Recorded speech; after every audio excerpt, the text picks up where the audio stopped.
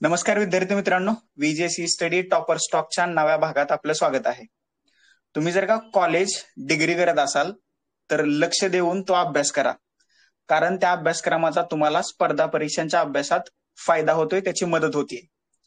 तुम्ही जर का स्पर्धा परीक्षांचा अभ्यास करत असाल तर तुम्ही स्वतःला अभ्यासाव्यतिरिक्त इतर गोष्टींपासून आयसोलेट करून ठेवा, त्याचा तुम्हाला फायदा होतोय. तुम्हाला घरच्यांनी अभ्यासासाठी वेळ दिला असेल तर तो सार्थकी लावून दाखवा, ती तुमची एक रिस्पॉन्सिबिलिटी आहे. तुम्हाला कदाचित प्रश्न पडला असेल, हे सर्व गोष्टी याच भागात का, याच एपिसोडमध्ये का? तर त्याचं उत्तर आहे, 2023च्या एमपीएससीच्या सिव्हिल इंजिनिअरिंग सेवेचा निकाल लागलाय आणि महाराष्ट्रातून मुलींमधून प्रथम आलेल्या वैष्णवी गायकवाड यांनी आपल्या स्पर्धा परीक्षांच्या अभ्यासात या तिन्ही गोष्टी की ज्या मी तुम्हाला वरती सांगितल्यात, या तिन्ही गोष्टी अनुभवल्या आणि त्या सिद्धही करून दाखवलेल्या आहेत. सिव्हिल इंजिनिअरिंग मधल्या सरळ सेवेतल्या पोस्टवरून स्पर्धा परीक्षांच्या अभ्यासाची केलेली सुरुवात अखेर सिव्हिल इंजिनिअरिंगच्याच सर्व्हिस मधल्या क्लास 1 पोस्टवर येऊन थांबली आणि महाराष्ट्रातून मुलींमधून पहिला येण्याचा मान त्यांनी पटकावलाय. सोलापुरातल्या सर्वसामान्य कुटुंबात जन्मलेल्या असामान्य कार्यकर्तृत्व करणाऱ्या वैष्णवी गायकवाड यांचा हा प्रवास आजच्या भागात आपण उलगडणार आहोत. नमस्कार वैष्णवी, व्हीजेसी स्टडीच्या टॉपर स्टॉकच्या या भागात आपलं स्वागत आहे. Thank you sir. माझा पहिला प्रश्न आहे, स्पर्धा परीक्षाचा अभ्यासाला तुम्ही सुरुवात केली अगदी कॉलेज जीवनापासून. कॉलेज जीवनापासून सुरुवात केलेल्या स्पर्धा परीक्षांचा अभ्यासाचा शेवट मुलींमधून महाराष्ट्रात पहिल्या येऊन थांबलाय. नक्की ह्या भावना कशा होत्या? पहिलं वगैरे यायचं असं ध्येय नव्हतं खरं तर. पोस्ट मिळावी या ह्याच्यामध्ये तर पोस्ट मिळावी हेच ध्येय होतं. म्हणलं या ह्याच्यामध्ये म्हणजे माझं एक असं आहे की जास्त अपेक्षा नाही ठेवायला पाहिजे. आपण आपला 100% द्यायला पाहिजे. जेवढं आपण देईल तेवढा रिझल्ट नक्कीच येईल. मी यावेळेस माझं 100% दिलं होतं, पण अपेक्षा अशी नव्हती की फर्स्ट वगैरे यायला पाहिजे. अपेक्षा अशी होती की ठीक आहे पोस्ट भेटावी. पण मे बी माझं जेवढं मी एफर्ट दिले तेवढे ते त्या ह्याच्यापर्यंत लागले आणि मग आलेली आहे. सो नक्कीच चांगलं वाटत आहे खूप. आणि म्हणजे प्रत्येक जणांनी ते अनुभवलं असेल की आता टेन्शन गेलंय की पुढच्या प्रीचा आणि मेन्सचा अभ्यास मला करावा नाही लागणार आहे, हे टेन्शन गेलेलं आहे सध्या तरी. सो खूपच छान वाटत आहे. नक्कीच नक्कीच नक्कीच. थोडंसं एज्युकेशनल बॅकग्राऊंड बद्दल सांगाल की तुम्ही इंजिनिअरिंग कुठं केलं आणि मग अभ्यासाचं वातावरण कसं होतं त्याच्याबद्दल थोडंसं? मी इंजिनिअरिंग सोलापूरमध्येच केलंय. ऑर्चिड कॉलेज म्हणून आहे इथे. तर घरी राहूनच इंजिनिअरिंग वगैरे केलेलं आहे मी. आणि इंजिनिअरिंग मध्ये पण मी युनिव्हर्सिटी रँकर होते आणि कन्सिस्टंटली 4 इयर्स चांगला सीजीपीए होता माझा इंजिनिअरिंगच्या ह्याच्यामध्ये. सो तसं आहे. हा, दुसरा एक त्याला जोडूनच फायदा आहे की मी सुरुवातीला इंट्रोमध्ये सांगितलं की जर का तुम्ही डिग्री करत असाल तर ती व्यवस्थित करा. आणि आता एमपीएससीचा सिलेबस बदललाय. कॉलेजच्या अभ्यासक्रमाचा फायदा कॉम्पिटेटिव्ह एक्झामच्या अभ्यासात तुम्हाला किती झाला किंवा तुम्ही तो कसा करून घेतला? पहिलं तर सर आधी जे पॅटर्न होतं एमसीक्यूचं निश्चित त्यामध्ये फायदा होत नव्हता. पण आता जे एमपीएससीने 2023 पासून पॅटर्न चेंज केलाय ना, त्यामध्ये भरपूर फायदा होत आहे. कारण आपण कॉलेजमध्ये पण डिस्क्रिप्टिव्हच एक्झाम्स लिहितो. सो मला वाटतं त्या कॉलेजच्या डिस्क्रिप्टिव्ह एक्झाम्सला फोकसफुली म्हणजे जसं माझं जर्नी अशी आहे सर, मी जसं एमपीएससीचा सिरियसली अभ्यास केला ना, मी कॉलेजचा पण तेवढ्याच सिरियसली अभ्यास केलेला आहे.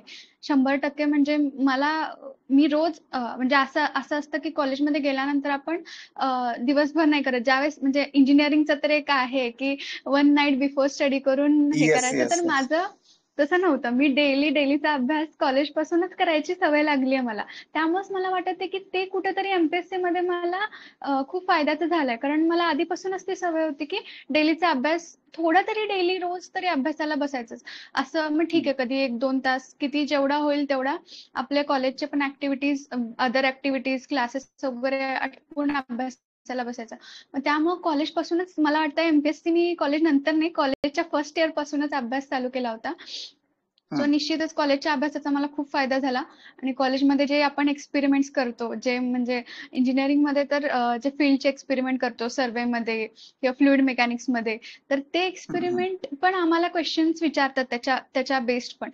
सो त्याचा मला अभ्यास करावा लागला नाही त्यावेळेस, कारण मी कॉलेजमध्ये ते स्वतः प्रत्येक एक्सपेरिमेंट मी समोर थांबून केला होता. सो नक्कीच त्याचा पण मला खूप फायदा झाला.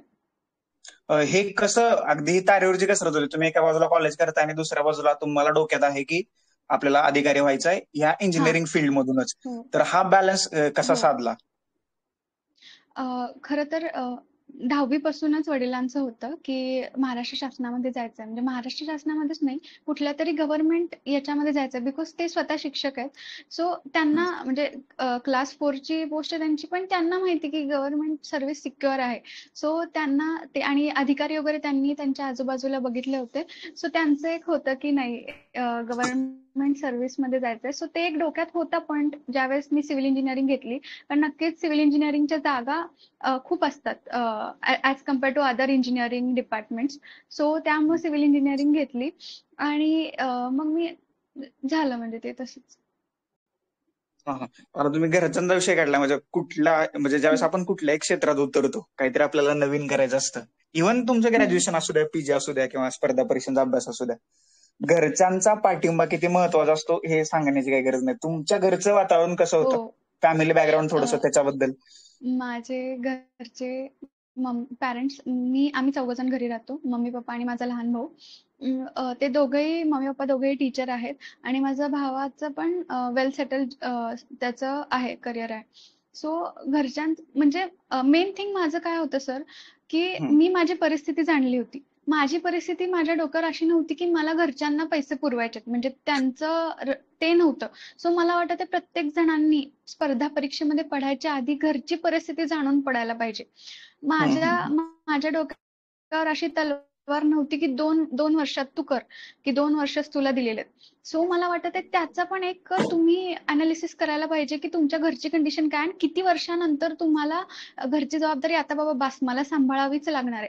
सो मग हे जरा मला वाटत आहे, हे स्वतःच्या घरची परिस्थिती ओळखायला पाहिजे आणि हं. वातावरणाचं म्हणलं तर मला माझी सेपरेट रूम होती. म्हणजे माझ्या भावाची माझी सेपरेट रूम आहे.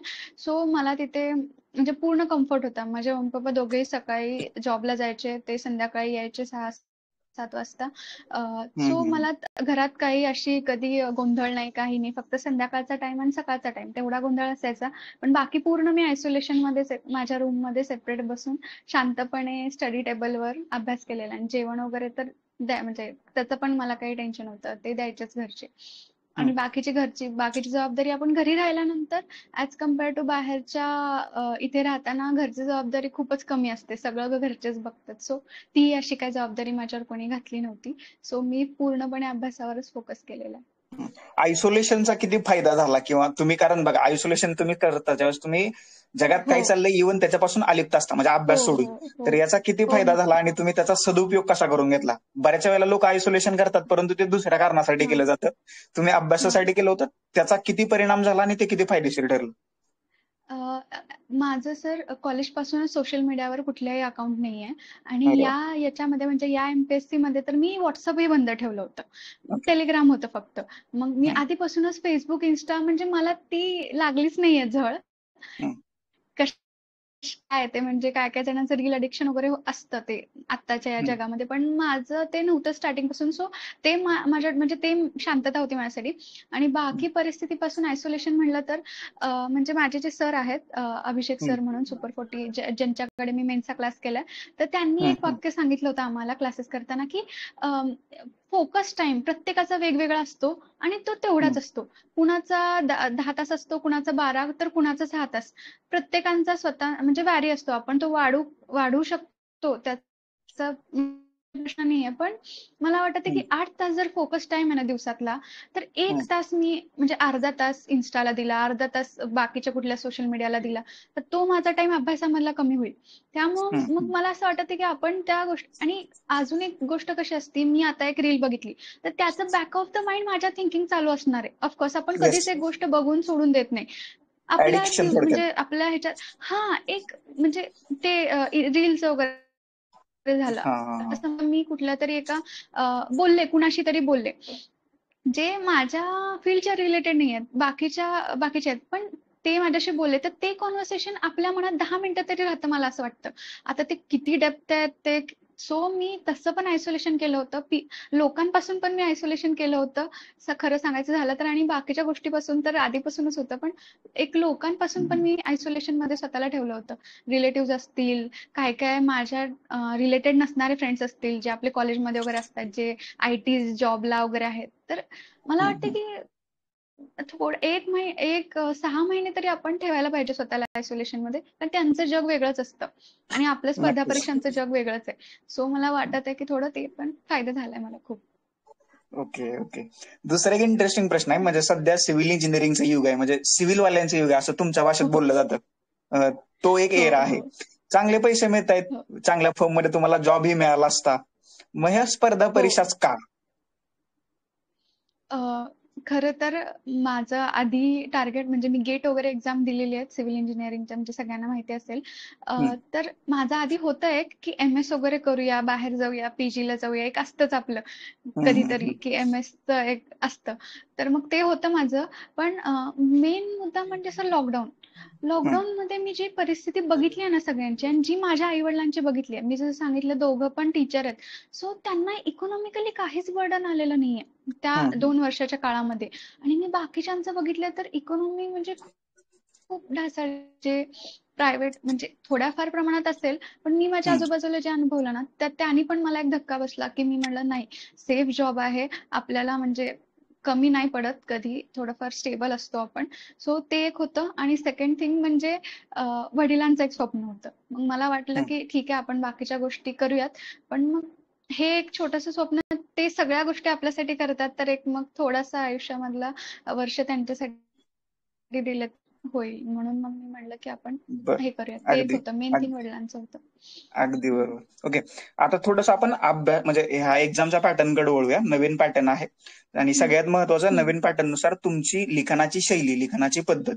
तर हं, मेन्सची जी तयारी हं. आहे, तुमचे 2 पेपर म्हणजे राज्यसेवेपेक्षा तुमचा पॅटर्न वेगळा आहे. राज्यसेवेचे 9 पेपर, हां. बराचसा मोठा सिलेबस आहे. आणि हे इतर ज्या हो. सर्व्हिसेस आहेत तर त्याचे मेन्सचे 2 पेपर आणि मग तुमचा इंटरव्ह्यू. तर ह्या मेन्सच्या दोन हां. पेपरच्या रायटिंगची प्रॅक्टिस तुम्ही कशी केली, त्याच्याबद्दल काय तुमचा वेगळा अप्रोच डेव्हलप केला काय, त्याच्याबद्दल जरा इन डिटेल थोडंसं सांगा. ठीक आहे. मेन्सचे 2 पेपर आहेत आमचे. 10-10 सब्जेक्ट्स त्याच्यामध्ये डिव्हाईड आहेत. आणि मी क्लासचे म्हणजे माझं असं होतं स्टार्टिंगला, की एकच नोट रेफर करायची. 10 ठिकाणी म्हणजे टाईम आम्हाला लिमिटेड होता. म्हणलं प्रत्येक बुक म्हणजे जे आमचे बुक्स असतात आमच्या प्रत्येक सब्जेक्टसाठी वेगवेगळ्या बुक्स ऑथरचे आहेत. त्या बुक्स न यूज करता मला वाटत होतं वेळ कमी आहे, तर आपण कुठल्यातरी एका सरांवर किंवा सोर्सवर एका विश्वास आणि तेच रिव्ह्यू पूर्णपणे करावं. तर मग हम्म, मी क्लास चूज केला होता. तर त्यांच्या सरांच्या नोट्स फक्त मी यूज केलेल्या आहेत. आणि त्या सर आणि म्हणजे मला वाटतं क्लास चूज करणं हे पण खूप महत्वाचं आहे. पहिले ते चूज करा. जर नसतील क्लासवर विश्वास, तर मग तुम्ही स्टँडर्ड बुक्सवर या. तर मी क्लास असा चूज केला होता. सरांनी आम्हाला लिहून देतानाच जे क्वेश्चन्स वगैरे होते, ते आम्हाला धडे नव्हते लिहून दिले, तर एक क्वेश्चन लिहून द्यायचे ते आणि त्याच्या खाली आन्सर लिहून द्यायचे. तर मला असं वाटत होतं क्लास करतानाच आमचे आन्सर्स तयार होते सगळ्यांचे, ज्यांनी ज्यांनी क्लास लावला होता. तर मग हम्म, त्याचा मला फायदा झाला, की मला आन्सर्स सेपरेट माझे प्रिपेअर करावं नाही लागले. एक म्हणजे जे सर होते ते आय-ए-एस आहेत. त्यांनी आय-ए-एसची एक्झाम दिलेली आहे. सो त्यांना माहिती होतं, की काय काय लागतं, काय काय नाही ते. त्यांनी आम्हाला पूर्ण स्ट्रक्चर वाईज लिहून दिलं होतं. पण ते ते एक झाला. आणि सरांचे पूर्ण नोट्स रेफर केले. आणि मला वाटतं की अजून एक माझ्या डोक्यात विचार होता, की या सरांचे नोट्स हजारो विद्यार्थी यूज करतायत, करतायत. तर माझं एक वेगळेपण पण मला नक्की द्यावं लागेल, जर मला स्टँड आउट करायचे आणि मार्क्स जास्त मिळवायचे तर. तर मग मी अजून एक अशी वेगळी गोष्ट केली होती, की मी जे ई-एस-सीचे टॉपर्स आहेत ना, हम्म, त्यांच्या आन्सर कीज डाउनलोड केल्या होत्या आणि त्यांच्या आन्सर कीजचं अनालिसिस केलं होतं. मग त्यामध्ये मला 4-5 पॉइंट ई-एस-सी आणि सी-एस-सीच्या पण टॉपर्सचे आन्सर्स की मी डाउनलोड केले होते. मेडिजी वगैरे अशा वेबसाईट्स आहेत 2-3 अकॅडमीज मोठ्या-मोठ्या. हम्म, त्यांच्या वेबसाईटवर हे पेपर्स अवेलेबल असतात. तर मी तिथून ते पेपर्स डाउनलोड केले होते आणि आन्सर्सचं म्हणजे अनालिसिस केलं होतं, की मार्क्स कसे देतात, परत त्यांनी काय-काय इन्क्लूड केलेलं आहे. तर मला हम्म. असे मी 4-5 पॉइंट्स काढले होते आणि मी 4-5 टी डायग्राम्स पण करून ठेवल्या होत्या, की बाबा म्हणजे 4-5 साचे म्हणता येईल, की साचे मी येस निर्माण येस करून येस, ठेवले होते, ड्राफ्ट थोडक्यात आपण त्याला की म्हणू शकतो, की जे तुम्ही लिहू हां, शकता. ड्राफ्टिंग. हम्म, हां, मी ड्राफ्टिंग करून ठेवलं होतं, की हम्म, हे या विषयाचा आला प्रश्न तर मी ही इथे ट्री डायग्राम यूज करणार. नाहीतर मग मी इथं असे म्हणजे गोल करून आपण जे करतो ते करणार. नसतीलच तर मग मी स्ट्रक्चर वाईज माझं लिहिणार, म्हणजे इंट्रोडक्शन, मग त्यामध्ये टाइप्स आणि हे. मग असं मी स्ट्रक्चर तयार करून ठेवलं होतं. क्वेश्चनच्या वेगवेगळ्या क्वेश्चनच्या हिशोबाने, म्हणजे जर शॉर्ट नोट आली एखाद्या विषयावर तर ती कशी टॅकल करायची, त्या शॉर्ट नोट मध्ये काय काय आलं पाहिजे. जसं फॉर एक्झाम्पल एक शॉर्ट नोट आम्हाला पेपरलाच आली होती सेंट्रिफ्युगल पंपवर.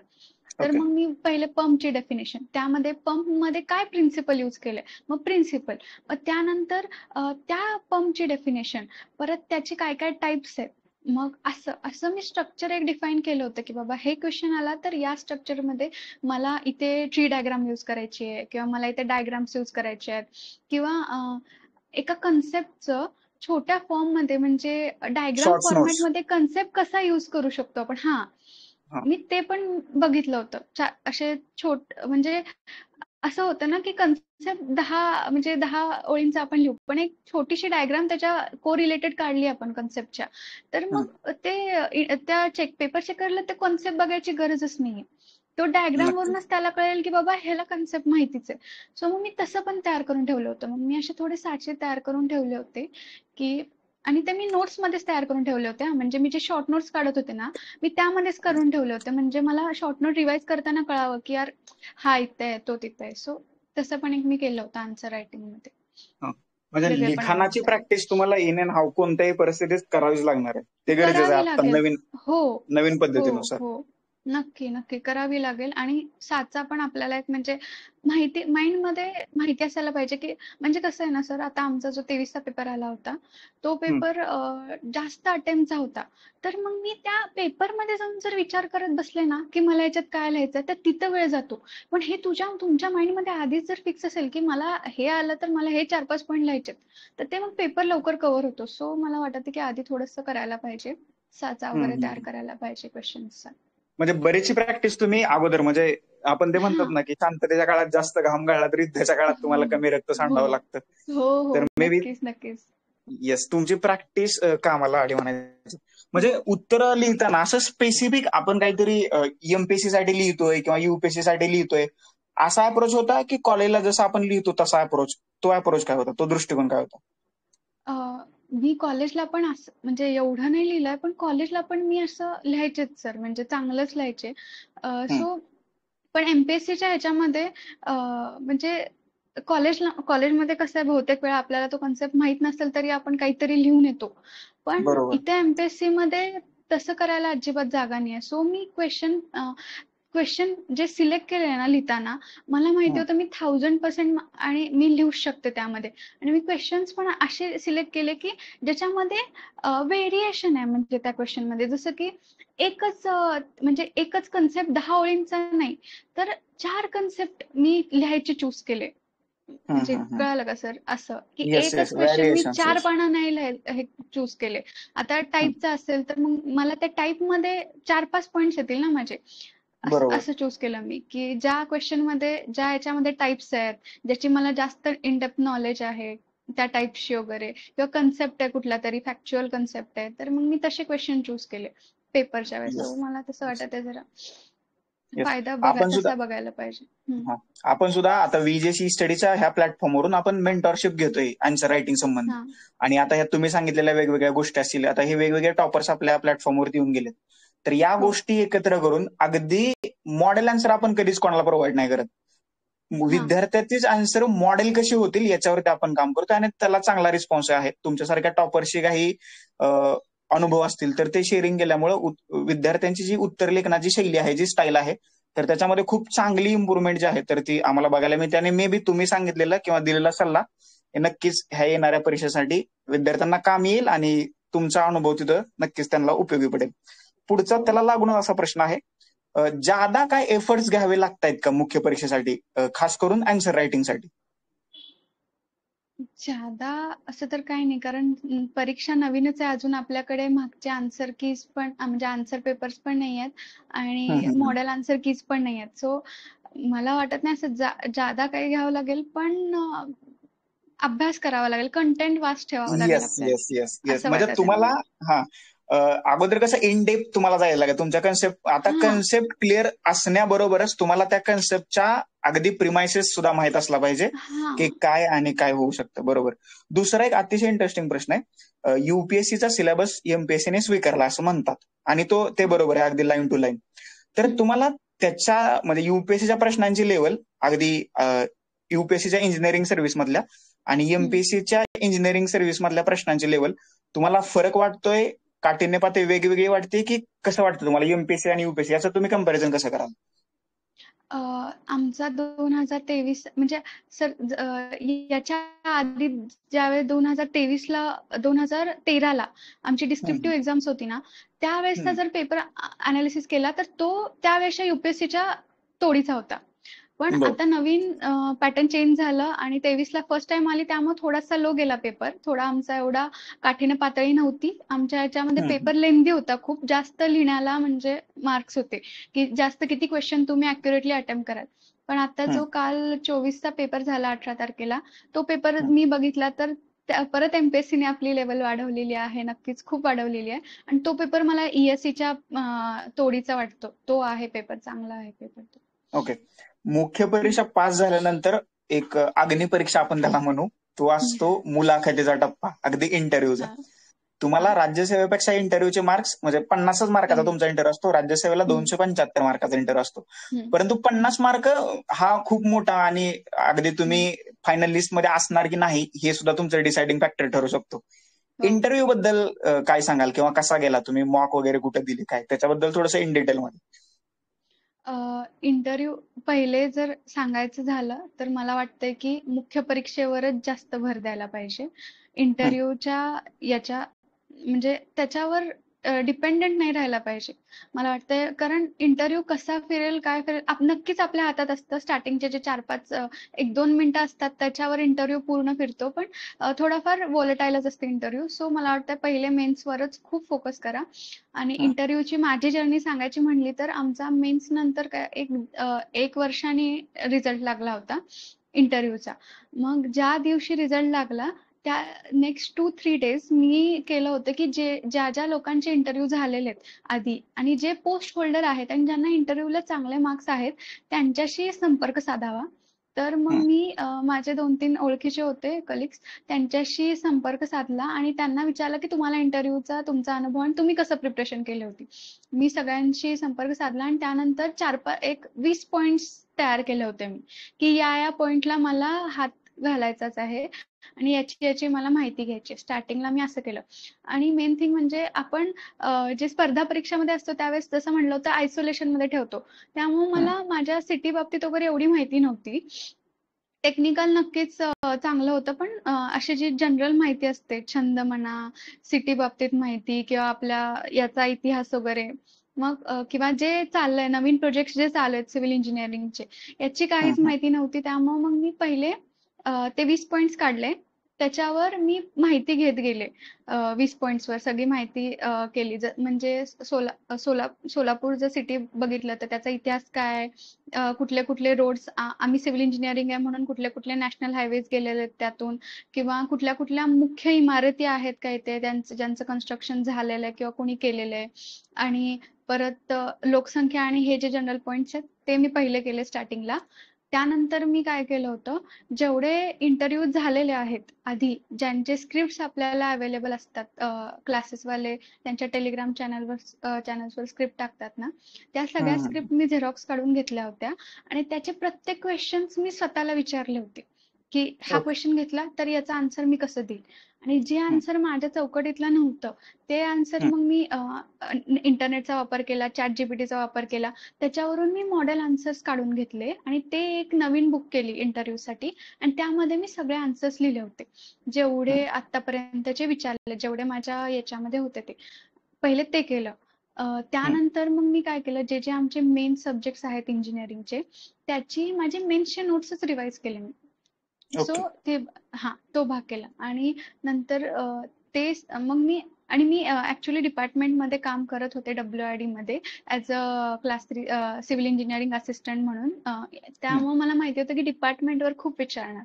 सो मी जेवढे इंजिनिअरिंगचे आमचे डिपार्टमेंट्स आहेत, जसं की PWD झालं, इरिगेशन झालं, वॉटर कन्झर्वेशन, MJP, मग त्या डिपार्टमेंट्सच्या साईटवर जाऊन जी विंडो आहे ती प्रत्येक विंडो ओपन करून त्यामध्ये काय काय डिपार्टमेंटची माहिती आहे, त्याचा इतिहास, ऑनगोईंग प्रोजेक्ट्स, या सगळ्याची एक माहिती केली होती कलेक्ट. आणि ओके. त्यानंतर मग मी माझे विषयांची माहिती केली आणि एक मॉक इंटरव्ह्यू दिला होता मी फक्त. कारण माझा सेकंड स्लॉट मध्ये इंटरव्ह्यू आला होता. आणि 7 दिवसच राहिले होते माझ्याकडे. आणि मी होम टाउनला असल्यामुळे मला पुण्याला जाऊन मॉक इंटरव्ह्यू द्यायचा एवढा वेळ नव्हता. सो मग मी दिले नाही. पण एक मॉक इंटरव्ह्यू दिला. तो द्यायला म्हणजे पाहिजे असं मला वाटतंय. म्हणजे असं पण आहे की बरेचसे लोक मॉक देतात, अगदी 10-15 मॉक हम्म. देतात आणि तरी सुद्धा बाय चान्स म्हणावे तसे इंटरव्ह्यूला मार्क येत नाहीत. आपण असंही म्हणू शकतो की तुम्ही जर का तुमच्या आसपासची माहिती सगळी व्यवस्थितपणे कलेक्ट केली, ज्यांचे इंटरव्ह्यू झाले त्यांच्याबरोबर इंटरॅक्शन केलं तर तुमचा इंटरव्ह्यू हा, चांगला होऊ शकतो. तर ते नक्कीच. करायला पाहिजे. सेल्फ अवेअरनेस थोडीशी पाहिजे. हो. एक आणि प्रश्न मी मुद्दाहून बोला बोला. आमच्या इंटरव्ह्यूच्या वेळेस म्हणजे लास्ट टाइमचे जे मी स्क्रिप्ट्स बघितले त्याचं आणि हम्म, हे जे नवीन इंटरव्ह्यू येतात ना त्याचं पण अनालिसिस मला वाटतं करायला पाहिजे. कारण आमच्या इंटरव्ह्यूला थोडंसं डायनामिक्स चेंज झालं होतं. आमच्या हम्म, इंटरव्ह्यूच्या वेळेस त्यांनी नॉन टेक्निकलचे क्वेश्चन जास्त विचारले नाही. जसं आधी भर होता की छंद काय आहे तुमचा, या सगळ्या गोष्टींचं थोडंसं कमी केलं त्यांनी. सो मला वाटतं की आधी हे जे इंटरव्ह्यू चालू आहेत ना त्याच्यावर पण सगळ्यांनी फोकस करायला पाहिजे. पॅनल वाईज पॅनल कुठले, आणि हे पण मी एक केलं होतं सर, की हम्म. जेवढे पॅनल्स आहेत ना एमपीएससीचे मेंबर त्यांच्या बाबतीतही माहिती काढली होती. जे बर. करतातच सगळे. आता देशपांडे हा. सर आहेत पॅनल मेंबर्स, तर त्यांचा जिओलॉजी सब्जेक्ट आहे PhDचा. सो ते हम्म, स्टार्टिंग त्यांनीच करतात. वाघ सर असतील तर वाघ सरांचं जे माझं पॅनल होतं त्यांचं कसं आहे, त्यांचं ट्रॅफिक इंजिनिअरिंग मध्ये आणि 2-3 गोष्टींमध्ये PhD वगैरे झालेली आहे. सो ते त्याच्यावर जास्त फोकस करतात. रजनीश शेठ सरांचं कसं आहे, ते नवीन टेक्नॉलॉजी AI असू दे, करंट करंट काय चाललं, करंट अफेअर्सवर त्यांचा जास्त फोकस असतो. सो मी हे पॉइंट्स बघितले होते की हम्म, हम्म, पॅनल्स काय काय आहेत आणि त्यांचे मुद्दे काय काय आहेत विचारायचे. सो ते केलं होतं इंटरव्ह्यूसाठी. हम्म. बरोबर, अगदी बरोबर. एक प्रश्न मी मुद्दाम पाठीमागे ठेवला होता, जो आहे हम्म, पूर्व परीक्षेबद्दल. कारण हम्म, जेवढा एमपीएससी ह्या परीक्षा घेते तर पूर्व परीक्षेचा सिलेबस 4 सेवांसाठी एकच आहे, अगदी ऍज युजल. हो. तर मग पूर्व परीक्षेचं प्रिपरेशन तुम्ही कसं केलं? कारण तुम्हाला माहित आहे की मेन्स आपल्याला एका वेगळ्या ह्याच्यामध्ये जाऊन लिहायचे, वेगळ्या हम्म, सिलेबसमध्ये जाऊन लिहायचे हम्म, आणि हम्म, प्रीला तुम्ही सोबतच असणार आहे सगळेजण, बरोबर? हम्म, हम्म. तसं इंजिनिअरिंग सर्व्हिस असू द्या किंवा ऍग्री, यांचं जरा थोडंसं हे जे आहे कट ऑफ जो आहे तर तो राज्यसेवेपेक्षा कमी कमी असतो. लागतो. तो भाग वेगळा आहे. येस. परंतु मग ह्या हो. प्रीचं प्रिपरेशन तुम्ही कसं केलं? त्याच्यासाठी काय वेगळे एफर्ट्स घेतले का? हां, नक्कीच. माझं असं होतं की प्रीला मला मॅक्सिमम मार्क्स मिळवायचे आहेत, जेणेकरून मी रिझल्टची वाट नको बघायला. काही-काही जणांचं ते आपले जे 2-3 महिने जातात. आता खूप जणांचे असेच गेलेले आहेत. आमचा प्रीचा रिझल्ट खूप लेट लागला. तर त्यामध्ये आणि लोकांनी प्री नंतर अभ्यास चालू केला. पण माझं असं एक डोक्यात होतं की मी प्रीला एवढे मार्क्स काढणार की मला ते वाट बघायची वेळ नाही पडायला पाहिजे की माझं होईल का नाही मेन्समध्ये. प्री हम्म, हम्म. झाल्याच्या सेकंड डेज पासून आपण अभ्यास चालू करायला पाहिजे मेन्सचा. तर प्रीचा अभ्यास मी, माझे 2-3 फ्रेंड्स आहेत जे राज्यसेवेत हा हा हा.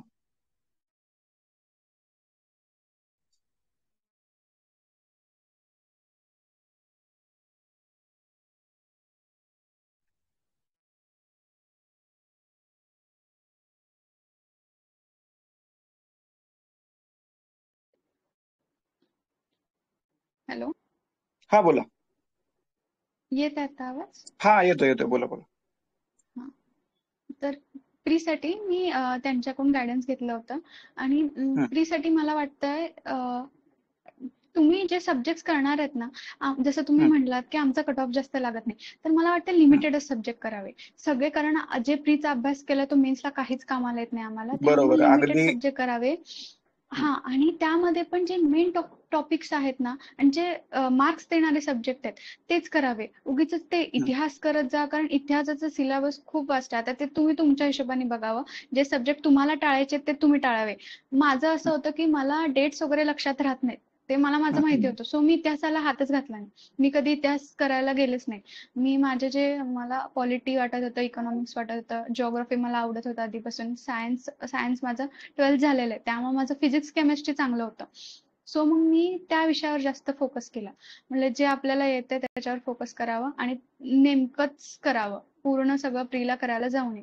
आणि आमचा अजून एक असं आहे इंजिनिअरिंगच्या स्टुडंट्सला करावं लागतं की प्री आणि मेन्सचा दोन्ही सोबत अभ्यास करावा लागतो.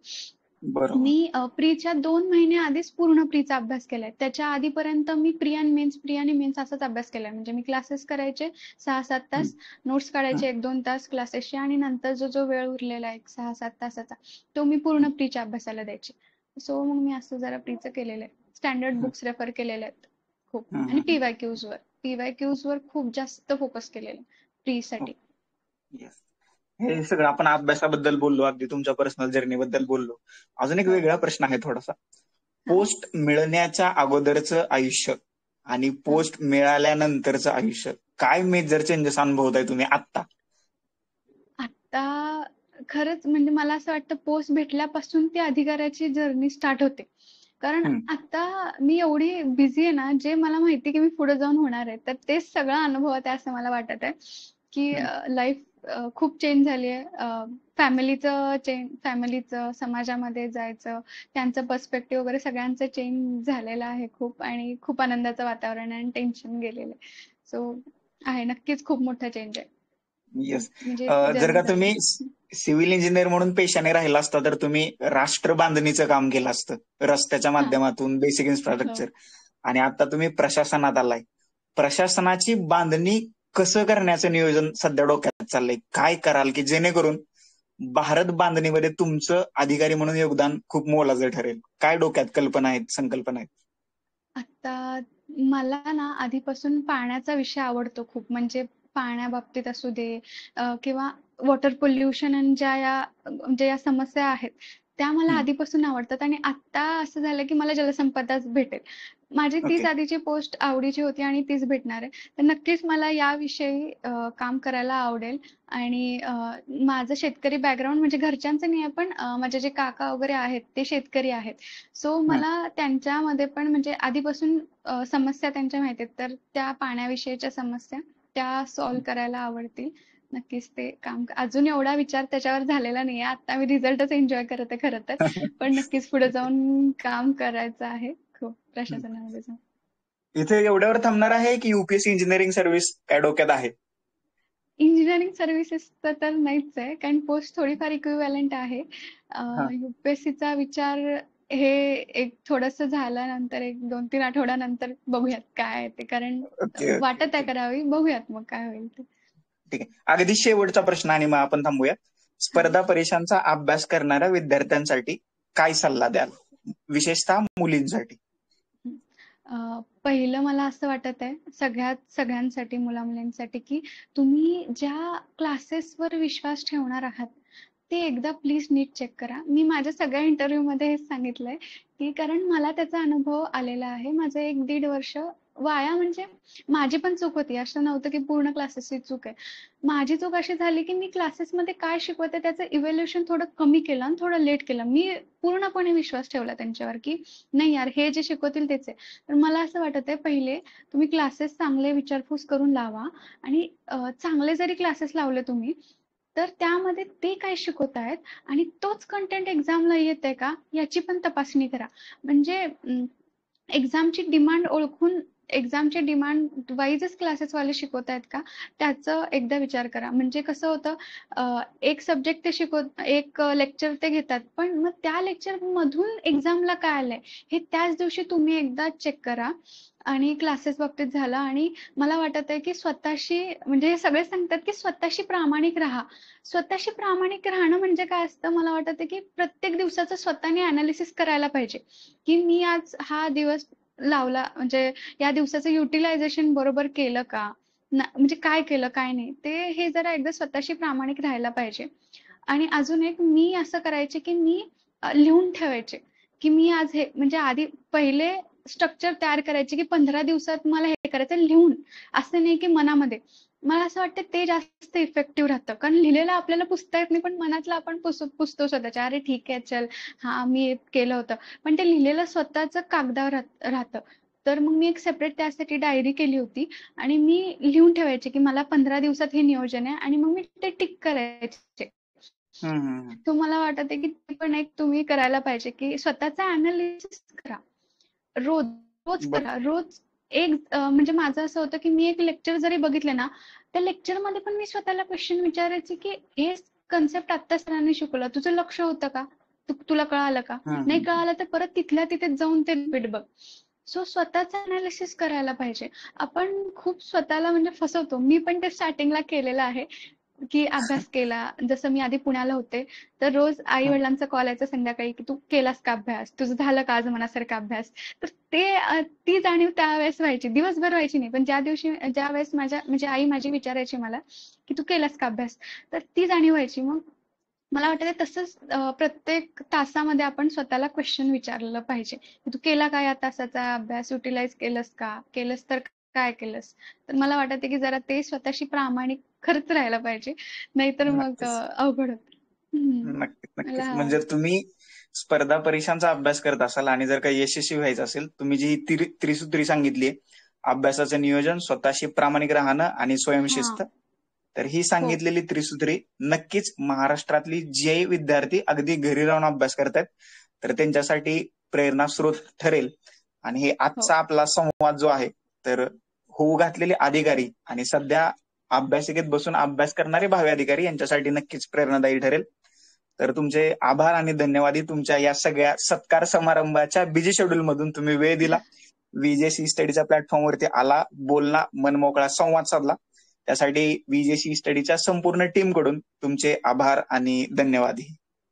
Thank you sir. तुम्ही प्लॅटफॉर्म खूप चांगला म्हणजे तयार करत आहात बिकॉज मला कधीच असं म्हणजे मिळायचं नाही बघायला, की कोण आहे का सिव्हिल इंजिनिअरिंगचं. बाकी राज्यसेवेचे खूप आहेत असे आपण लेक्चर्स बघतो. यूपीएससीचे तर खूपच आहेत. पण सिव्हिल इंजिनिअरिंगच्या एमपीएससी मधून तुम्ही हे जे करत आहे आणि इंटरव्ह्यूज घेत आहे ते खूप फायद्याचं आहे. मला माहिती. मी हुडकायचे बिकॉज एक व्हिडिओ की हा. यार भेटतं का? पण तुम्ही ते खूप चांगलं करत आहात. थँक तुम्ही मला इथं बोलवलं आणि प्लॅटफॉर्ममध्ये तुमच्या माझं काहीतरी येस. योगदान राहील छोटंसं. Thank you. या, धन्यवाद. चालेल. हो.